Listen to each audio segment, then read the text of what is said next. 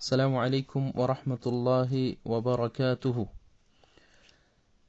بسم اللہ والحمد للہ والصلاة والسلام علی رسول اللہ وعلی آلہ وصحبہ ومن والاه، اما بعد۔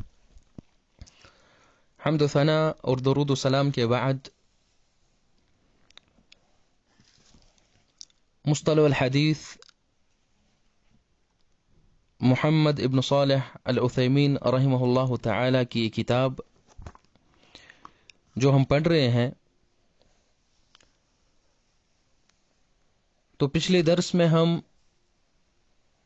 پڑھ رہے تھے آحاد کے اقسام، جو احادیث آحاد ہیں ان کے اقسام۔ تو ہم نے پچھلے درس میں پڑھا مشہور، عزیز اور غریب۔ تو آج ہمیں پڑھنا ہے پیج نمبر 13 پر ابن عثیمین رحمہ اللہ تعالی بیان کرتے ہیں، جیم وتنقسم الآحاد باعتبار الرتبة الى 5 اقسام، اور آحاد منقسم ہوتا ہے رتبہ کے اعتبار سے، درجہ کے اعتبار سے 5 قسموں میں۔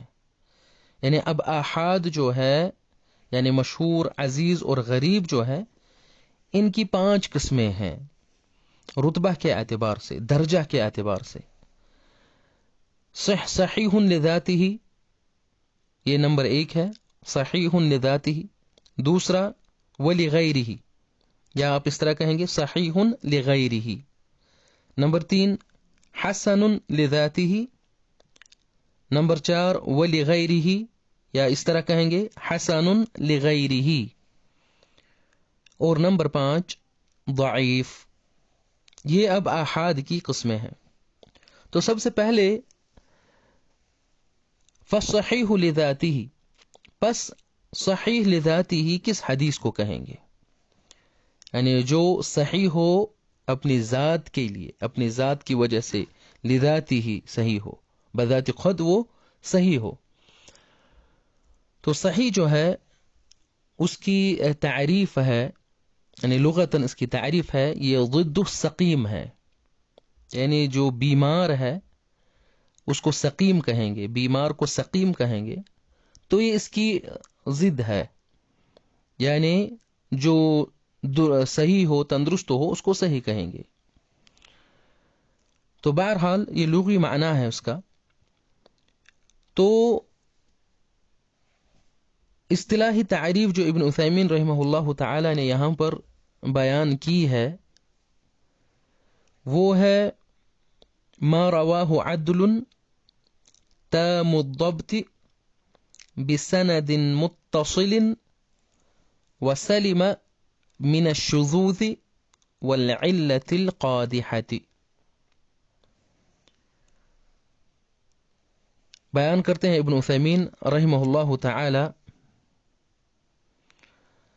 صحیح لذاتہ ہی اس حدیث کو کہیں گے ما رواہ عدل، جس کی روایت عدل کرے، جس کی روایت عدل کرے۔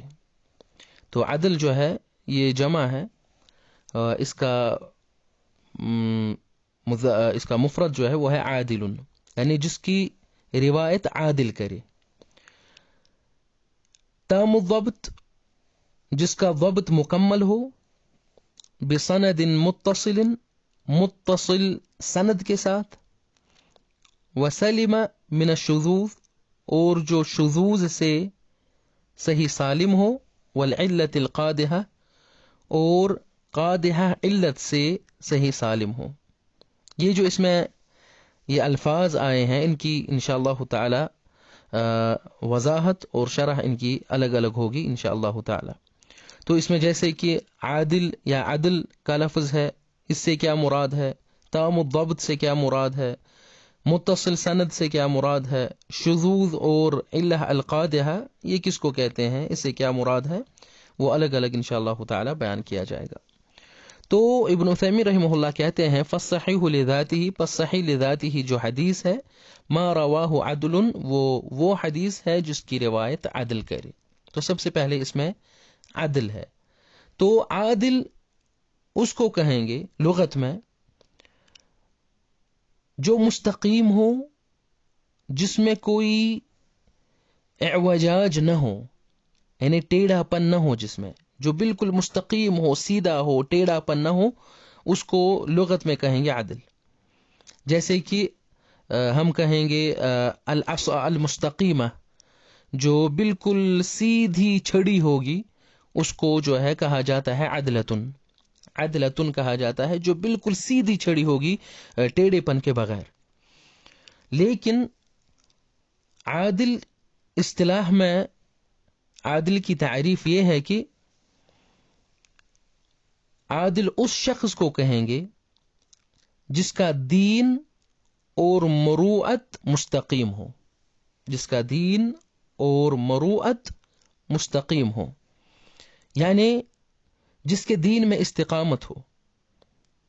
وہ کیا معنی ہے کہ جس کے دین میں استقامت ہو؟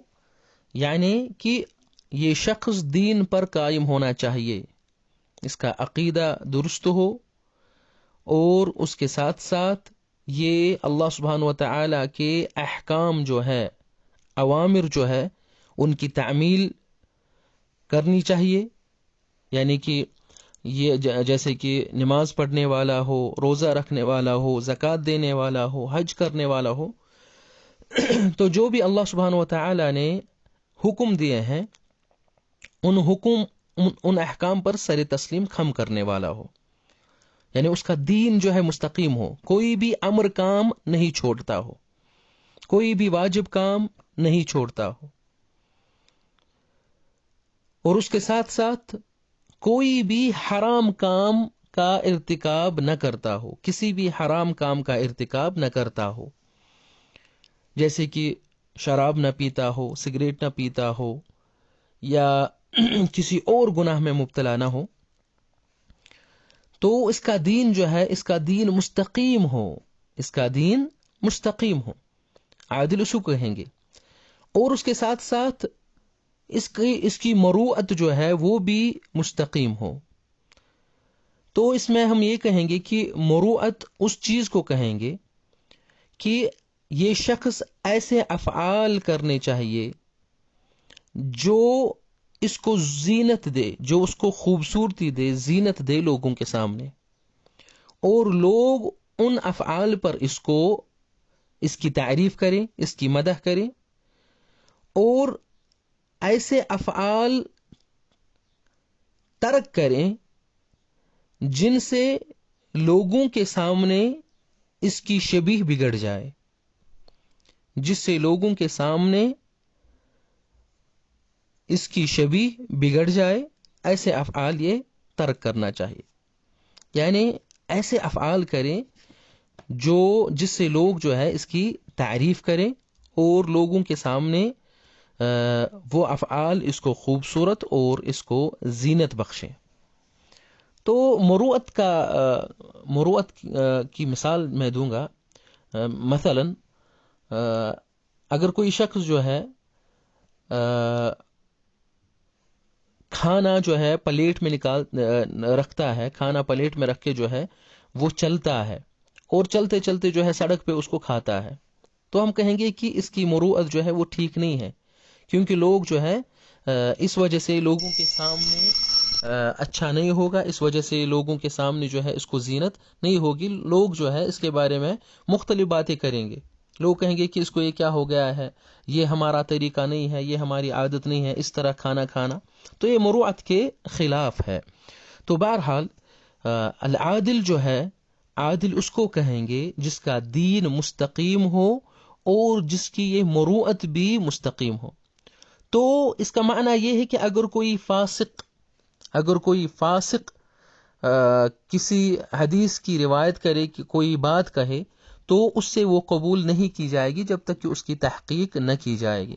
جیسے کہ اللہ سبحانہ و تعالیٰ کا فرمان ہے، ان جاءکم فاسق بنبأ فتبینوا، اگر آپ کے پاس کوئی فاسق کوئی خبر لے کے آئے، فتبینوا، تو اس کی جو ہے کھوج کرو، اس کی جو ہے اس کی پوچھ تاچھ کرو، کیا وہ صحیح ہے کہ نہیں ہے، اس کی بات درست ہے کہ غلط ہے، تو پہلے اس کی تحقیق کرو. تو بہرحال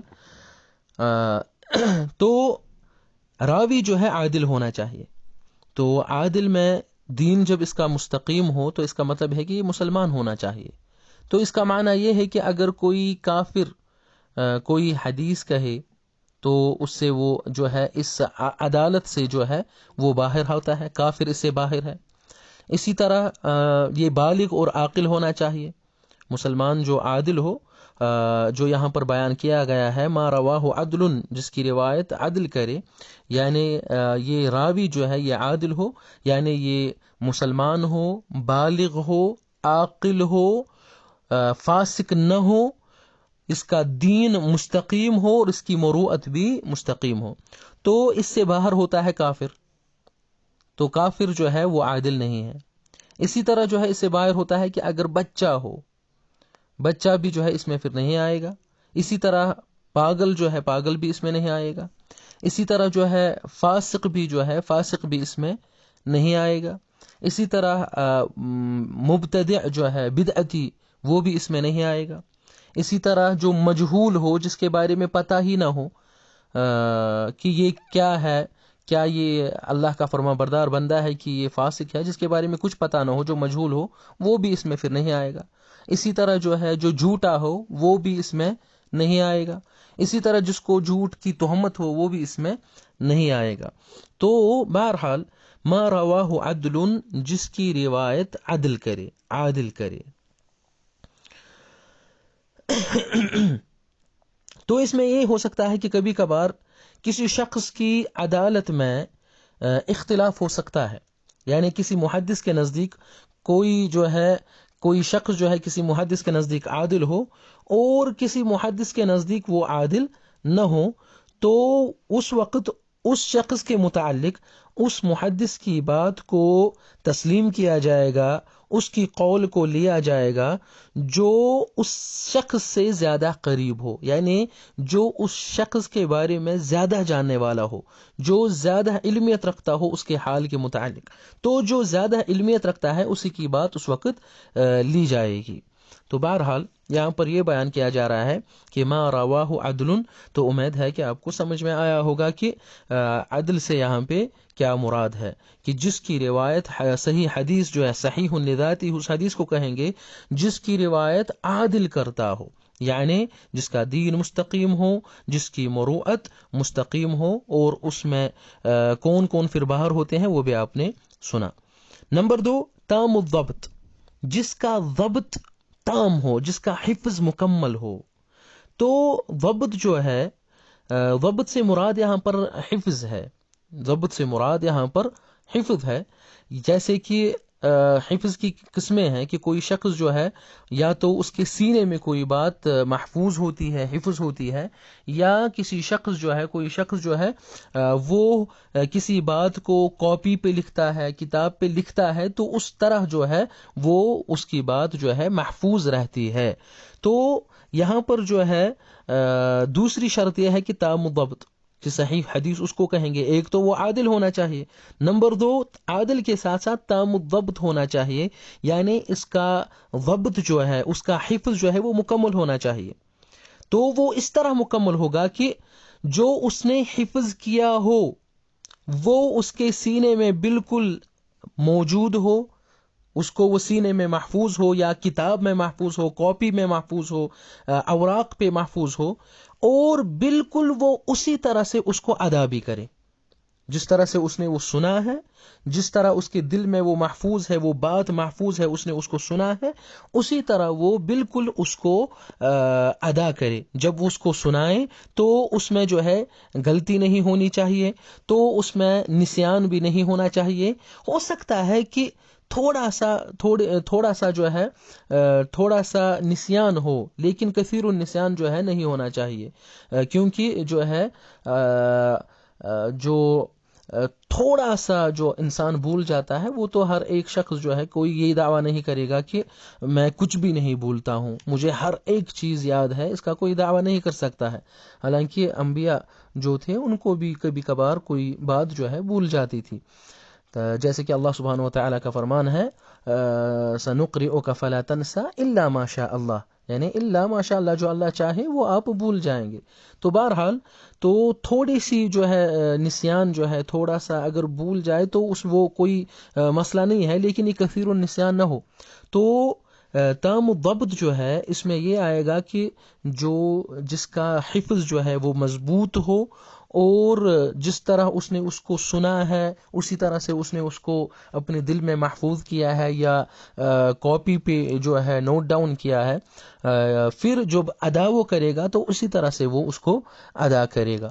تو اس سے وہ شخص باہر ہوتا ہے جس کو بہت زیادہ وہم ہوتا ہے، وہ پھر تام الضبط میں نہیں آئے گا. جس کو بہت زیادہ وہم ہوگا یا جس کی مخالفت بہت زیادہ ہوگی وہ بھی اس میں نہیں آئے گا. جو بہت زیادہ غافل ہوگا وہ بھی پھر تام الضبط میں نہیں آئے گا. یا جس سے بہت غلطیاں ہوتی ہوں گی وہ بھی تام الضبط میں نہیں آئے گا. یا جس کا حفظ جو ہے بہت ہی برا ہو وہ بھی پھر تام الضبط میں نہیں آئے گا. تو یہاں پر صحیح لذاتی ہی کی جو شرط ہے، دوسری شرط وہ یہ ہے کہ وہ تام الضبط ہونا چاہیے. یہ راوی عادل کے ساتھ ساتھ تام الضبط ہونا چاہیے. تو اس کا مطلب یہ ہے کہ اگر کوئی شخص جو ہے جو تام الضبط نہ ہو، یعنی جس کا حافظہ اتنا قوی نہ ہو اور اس سے بہت زیادہ غلطیاں ہوتی ہو، اس کا برا حافظہ ہو، تو اگر وہ کوئی روایت کرے تو اس کو پھر صحیح لذاتی ہی نہیں کہیں گے. یا اسی طرح اگر کوئی شخص جو ہے جو فاسق ہے وہ کوئی روایت کرے تو جو ہے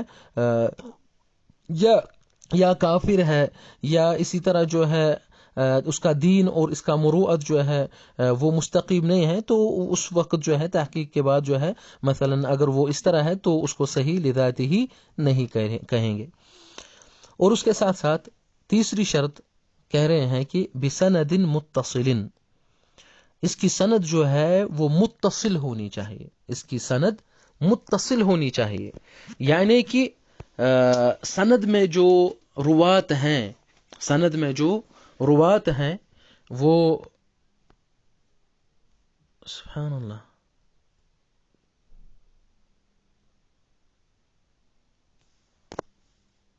یہ تو کب کا بند ہو گیا ہے. سبحان اللہ سبحان اللہ.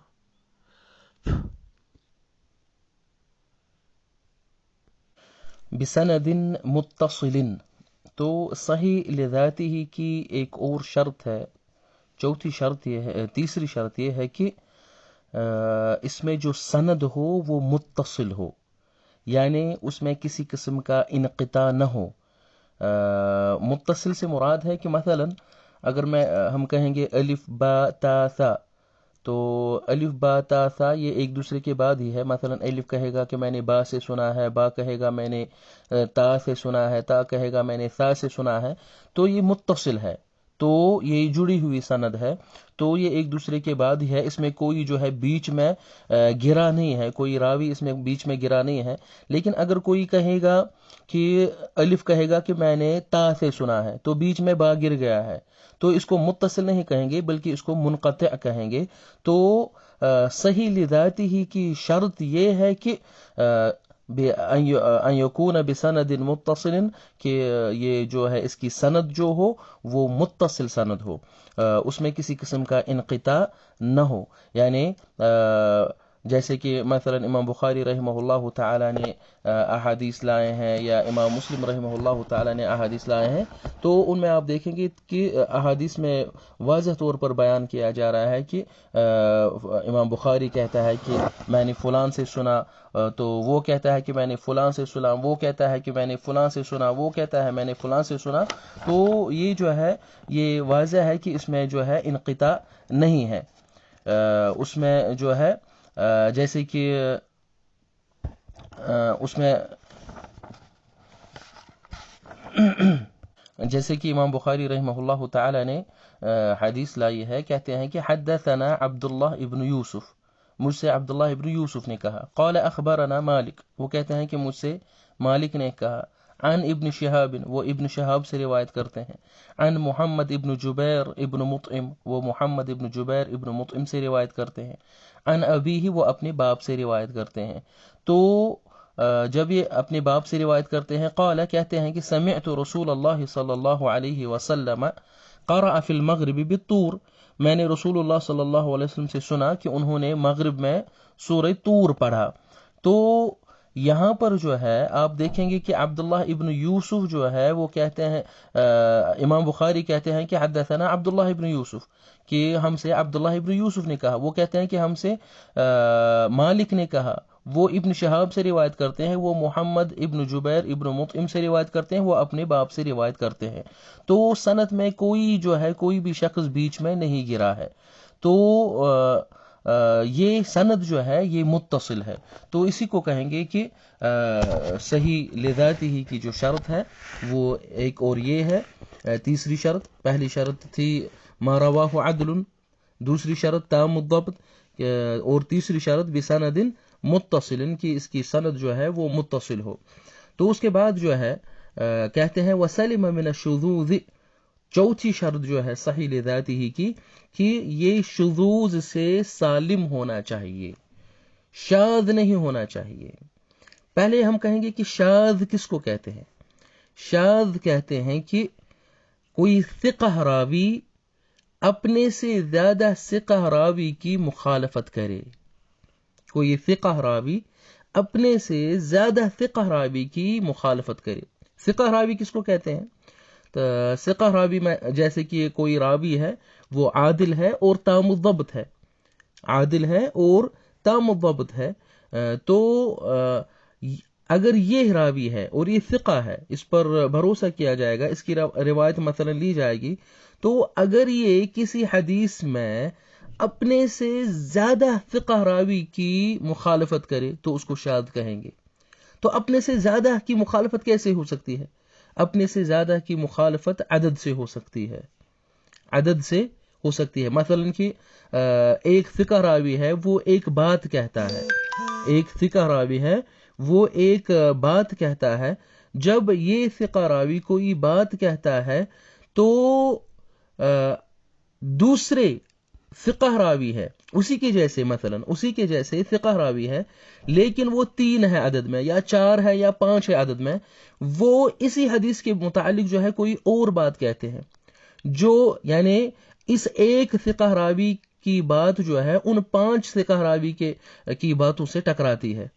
تو ہم یہ کہیں گے کہ وہ 5 جو ہے وہ زیادہ بھروسے مند ہے، کیونکہ 5 جب ملتے ہیں تو ان میں زیادہ جو ہے قوت پائی جاتی ہے. تو یہاں پر جو ہے ثقہ نے اپنے سے اوثق کی مخالفت کی تو اس کو کہیں گے شاذ. یا اسی طرح کوئی راوی ہے، اس میں عدالت میں جو عادل راوی ہے اس کی عدالت میں تھوڑی سی کمی ہے، لیکن دوسرا جو ہے اس کی عدالت میں جو ہے وہ کمی نہیں ہے، یعنی وہ اس سے زیادہ ثقہ ہے عدالت میں. تو ہم یہ کہیں گے کہ اگر یہ کوئی بات کہتا ہے اور وہ اس کے مخالف کہتا ہے جو عدالت میں اس سے زیادہ ثقہ ہے تو اس کو شاذ تصور کیا جائے گا، اس کو شاذ مانا جائے گا. اس کی مثالیں جو ہے علماء نے مثلا دی ہے، جیسے کہ رسول صلی اللہ علیہ وسلم کی جو حدیث ہے کہ ان النبی صلی اللہ علیہ وسلم نہا عن الصیام اذا انتصف شعبان، کہ نبی صلی اللہ علیہ وسلم نے روزہ رکھنے سے منع کیا جب شعبان کا مہینہ نصف ہو جائے، یعنی نصف کے بعد جو ہے روزہ رکھنے سے رسول صلی اللہ علیہ وسلم نے منع کیا. اور یہ جو ہے یہ فقہ راوی بیان کرتے ہیں، لیکن یہ مخالفت ہے ان کی جو ان سے زیادہ جو ہے ثقہ ہے، جو ان سے زیادہ ثقہ ہے. جیسے کہ رسول صلی اللہ علیہ وسلم نے فرمایا لا تقدموا رمضان بیوم ولا بیومین، رمضان سے پہلے 1 دن یا 2 دن روزہ مت رکھو. تو پورا نصف رمضان کے بعد جو ہے، نصف رمضان کے بعد روزہ رکھنے سے منع نہیں کیا گیا ہے، بلکہ جو زیادہ فقہ راوی بیان کرتے ہیں تو اس میں یہ ہے کہ 1 دن یا 2 دن پہلے رمضان سے 1 دن پہلے یا 2 دن پہلے روزہ نہیں رکھنا. تو امام احمد رحمہ اللہ تعالی کہتے ہیں کہ الحدیث الاول جو ہے وہ شاذ ہے. امام احمد یہاں پہ کہتے ہیں الحدیث الاول جو ہے وہ شاذ ہے. بہرحال یہ اختلافی مسئلہ ہے، یہاں پر صرف میں یہ مثال دے رہا ہوں. تو دوسری مثال اس کی یہ ہے کہ جیسے کہ رسول اللہ صلی اللہ علیہ وسلم نے فرمایا ہے، ایک حدیث میں آیا ہے، تو انہوں نے یوم السبت یعنی سنیچروار کو روزہ رکھنے سے منع کیا. رسول صلی اللہ علیہ وسلم نے سنیچروار روزہ رکھنے سے منع کیا ہے. تو علماء کہتے ہیں کہ یہ یہاں پر جو ہے شاذ ہے، کیونکہ یہ نبی صلی اللہ علیہ وسلم کے اس قول کے مخالف ہے جو زیادہ ثقہ ہے، جس میں جو سند ہے، اس سند میں جو روات ہے وہ زیادہ ثقہ ہے بنسبت اس کے. جیسے کہ رسول صلی اللہ علیہ وسلم نے فرمایا ہے اپنی ازواج میں سے کسی ازواج سے کہ جب وہ رسول صلی اللہ علیہ وسلم کی زوجہ جمعہ کو روزہ دار تھی، روزہ سے تھی، تو رسول صلی اللہ علیہ وسلم نے ان سے کہا کیا آپ نے کل روزہ رکھا، یعنی جمعرات کو آپ روزہ تھی؟ تو اس نے کہا نہیں. قال تو رسول صلی اللہ علیہ وسلم نے ان سے کہا کہ کیا آپ کل روزہ رکھو گی؟ تو اس عورت نے کہا، رسول صلی اللہ علیہ وسلم کی اس زوجہ نے کہا نہیں، کل بھی نہیں روزہ رکھوں گی. تو رسول صلی اللہ علیہ وسلم نے ان کو کہا فافطری، تو آپ افطار کرو. یعنی جمعہ کے دن جو ہے خصوصی طور پر جمعہ کے دن روزہ رکھنا صحیح نہیں ہے، جائز نہیں ہے، اس لیے آپ افطار کرو، یعنی آپ روزہ نہ رکھو جمعہ کے دن. تو علماء کہتے ہیں کہ رسول صلی اللہ علیہ وسلم نے اس کو یہ کہا کہ کیا آپ کل روزہ رکھو گی، یعنی یوم السبت کو، یعنی سنیچر کے دن. جب اس نے اس سے بھی انکار کیا تبھی رسول صلی اللہ علیہ وسلم نے ان سے کہا کہ آپ پھر افطار کرو جمعہ کے دن اکیلے روزہ نہ رکھو. تو اگر وہ کہتی کہ ہاں میں کل روزہ رکھوں گی تو رسول صلی اللہ علیہ وسلم اس کو پھر افطار کرنے کے لیے نہ کہتے، روزہ توڑنے کے لیے نہ کہتے. تو یہ زیادہ صحیح ہے. تو یہ یہ شذوذ کی جو ہے ایک مثال ہے. مثال کے اس میں حالانکہ اس میں اختلاف ہے علماء کے درمیان، لیکن ایز میں یہ مثال بیان کر رہا ہوں. اسی طرح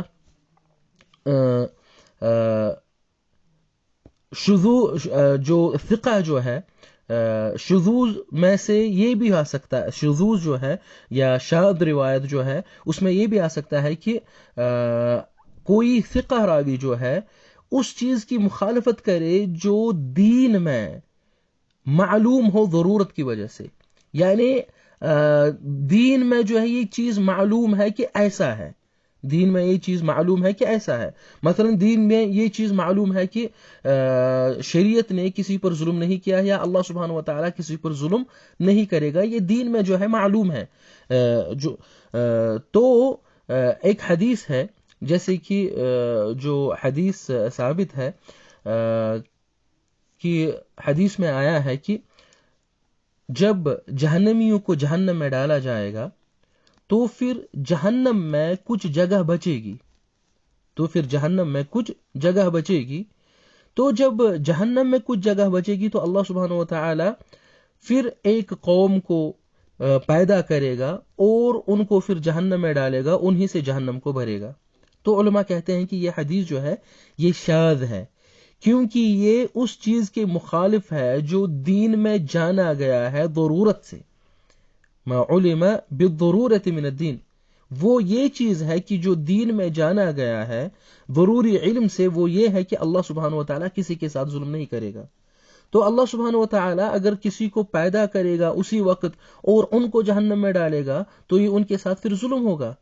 تو اس وجہ سے یہ علماء کرام یہ کہتے ہیں کہ یہ روایت یہ شاذ ہے، کیونکہ اس میں جو ثقہ راوی ہے وہ اس چیز کی مخالفت کرتے ہیں جو اس سے زیادہ اوثق ہے، جو اس سے زیادہ ثقہ ہے. تو یہ چوتھی شرط تھی صحیح لذاتہ کی، وسلم من الشذوذ، کہ صحیح لذاتہ اس حدیث کو کہتے ہیں جس میں چوتھی شرط یہ ہے کہ وہ شذوذ سے سالم ہو، یعنی فقہ وہ اپنے سے زیادہ فقہ کی مخالفت نہ کریں. اور پانچویں شرط اس میں اس تعریف میں ہم ڈیفینیشن پڑھ رہے ہیں، والعلۃ القادحہ، اور یہ صحیح لذاتہ جو حدیث ہے وہ العلہ القادحہ سے سالم ہو، علہ القادحہ سے وہ سالم ہو. تو علہ القادحہ کس کو کہتے ہیں؟ العلہ القادحہ اس چیز کو کہتے ہیں جو کوئی علت ہو اور وہ علت وہ چھپی ہوئی علت ہو اس حدیث میں، جس کی وجہ سے اس حدیث پر یا اس سند پر یا حدیث پر طعنہ لگ سکتا ہے یا عیب لگ سکتا ہے. تو وہ العلہ القادحہ جو ہے اس سے بھی یہ پاک ہونی چاہیے، اس سے بھی جو ہے بچا ہونا چاہیے. تو العلہ القادحہ جو ہے اس سے بھی بچا ہونا چاہیے، اس سے بھی یہ پاک ہونا چاہیے. تو انشاءاللہ تعالی مزید جو ہے اس درس کے بارے میں ابن عثیمین رحمہ اللہ تعالی ایک دو پیج پر جو ہے پیج نمبر 17 پر اس کی جو انہوں نے تعریف کی ہے اس کی خود جو ہے وہ وضاحت کرتے ہیں. انشاءاللہ تعالی اگلے درس میں جو ہے وہ ہم پڑھیں گے، جس سے جو ہے مزید اس اصطلاح کی جو صحیح لذاتی ہی حدیث ہے اس کی مزید انشاءاللہ تعالی شرح ہو جائے گی اس سے جو ابن عثیمین رحمہ اللہ تعالی نے پیج نمبر 17 پہ خود جو ہے اس کی شرح بیان کی ہے. وصلی اللہ تعالی علی خیر خلقہ محمد وعلی آلہ وصحبہ وسلم.